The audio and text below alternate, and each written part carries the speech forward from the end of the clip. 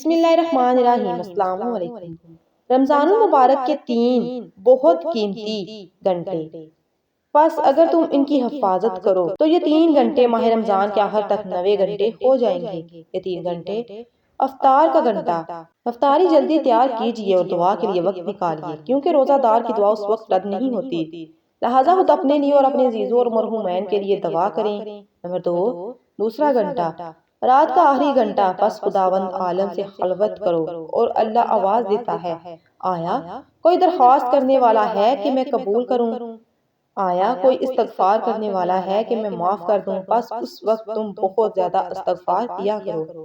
Number 3، تیسرا گھنٹہ، صبح کی نماز کے بعد سے سورج نکلنے تک مصلی پر بیٹھے رہنا اور ذکر خدا کرنا، یہ 9 گھنٹے ہیں۔ ان اوقات پر مداومت کرو، ذکر خدا کرو اور غیبت سے دوری، نماز پنجگانہ اور نافلہ بجا لاؤ کہ صرف 30 دن ہیں اور بہت جلدی گزر جائیں گے۔